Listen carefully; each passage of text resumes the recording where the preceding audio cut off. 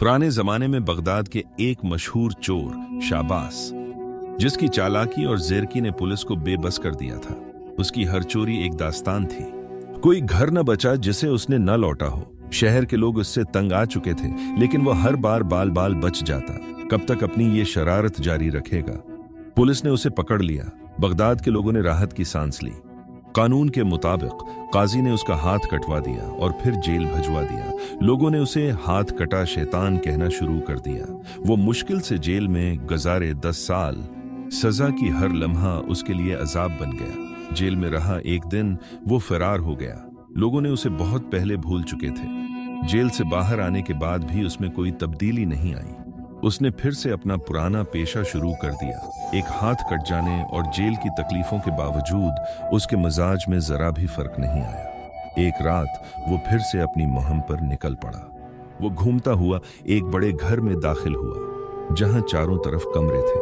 वो एक वसीया कमरे में पहुंचा, जिसमें खजूर की चटाई बिछी थी, नमाज का तकिया, कुछ टोपियां बिखरी हुई थीं, और दूसरी जानिब पश्मीना के शालें और कपड़े बेमालिक पड़े थे, में पड़े हुए थे।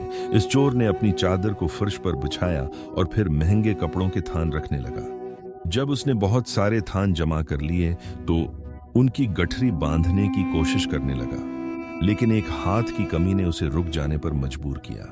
वो थक कर बैठ गया और उसी लम्हे एक बूढ़ा आदमी कमरे में दाखिल हुआ। जब उसने चोर को गठरी बनाने में मसरूफ देखा तो उसने दिलसोजी से कहा, भाई, तुम अकेले ये बोझ नहीं उठा सकते।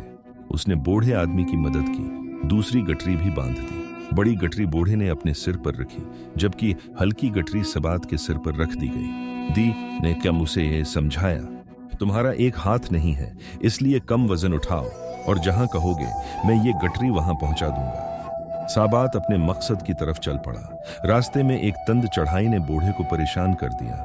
अचानक ठोकर लगी और वो सामान समेत जमीन पर गिर गया।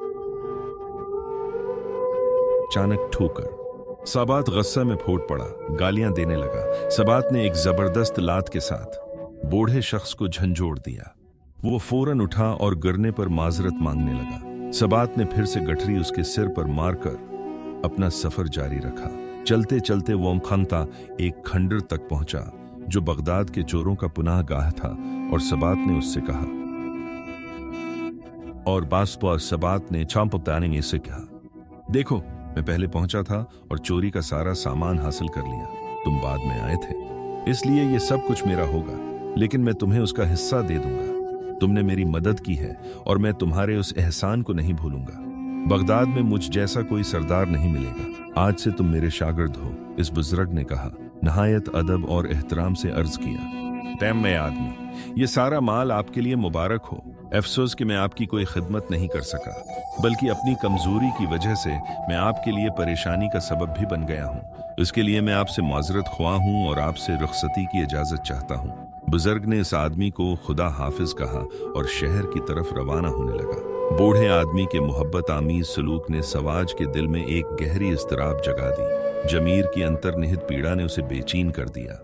सब होते ही साबात अपनी गुज़श्ता रात के साथ ही इस बुजुर्ग को ढूंढने के लिए रवाना हुआ, ताकि वो अपने बड़े रवैये के लिए माजरत मांग सके। यही सोचते हुए वो रात साबात इस घर के करीब पहुंचा जहां उसने गुजरी रात चोरी की थी। लेकिन हैरत की बात यह थी कि कोई अफरा तफरी नजर नहीं आ रही थी। बड़ी आमिश बड़ी सिंपल थी, बल्कि लोग आदि सी तरह अंदर जा रहे थे। उसने एक शख्स से पूछा, ये किसका घर है? इस शख्स ने मुस्कुराते हुए जवाब दिया, लगता है तुम बगदाद में नए हो। ये बामा एक अजीब घर था। जब साबात ने सुना कि यह एक अल्लाह का वली है तो वो और भी परेशान हो गया। इसने सोचा, क्यों ना मैं इस बुजुर्ग से मिलूं। जब वो अंदर दाखिल हुआ तो वही शख्स जिसने उसे रात में चोरी में मदद की थी, मुसल्ली पर बैठा दरस दे रहा था। इतराफ में लोगों का रवैया तंग था। अचानक अज़ान की आवाज गूंजी और सब नमाज जमात के लिए मस्जिद की तरफ चल पड़े। मैंने मोहब्बत से बाबा को देखा, जो खामोशी से रोते हुए पुछतावे की आंखों से मुझे देख रहे थे। अचानक मैंने अपनी गलती के लिए माजरत मांगी और उनके कदमों में गिर गया। बूढ़े आदमी ने मुझे अपने सीने से लगा लिया। एक मुस्कुराहट के साथ उन्होंने कहा, तौबा का दरवाजा अभी भी खुला है। क्या माफी की उम्मीद अभी भी मौजूद थी? अल्लाह की रहमत बेइंतहा है। क्या आप जानते हैं कि तौबा का दरवाजा हमेशा खुला रहता है? एक लम्हे में जिंदगी का सफर बदल सकता है। वो बुजुर्ग की रूहानी हुजूर में दाखिल हुआ जहां बगदाद का मशहूर चोर, जिसे लोग हाथ कटा शैतान कहते थे, अपनी गुज़श्ता गलतियों से माफी मांग रहा था।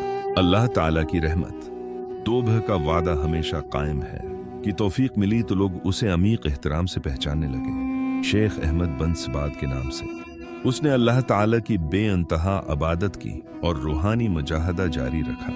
इस मजबूत अज़्म ने उसके चरित्र को इतना बदल दिया कि एक बुजुर्ग ने उसकी राह में खड़ी हर रुकावट को टाल दिया। वो इंसान जिसे 10 साल की कैद भी न बदल सकी, एक ही रात में इतना तब्दील हो गया कि अल्लाह ताले के नेक बंदों में शामिल हुआ। बगदाद की इस सीधी राह पर आने का वाकया हर जबान पर चर्चा बन गया। दोस्तों, उम्मीद है कि आज की ये वीडियो आपको बहुत पसंद आई होगी। वीडियो को लाइक करें और कमेंट्स में अपनी राय का इजहार करें। अगली वीडियो में मिलते हैं, तब तक खुदा हाफिज।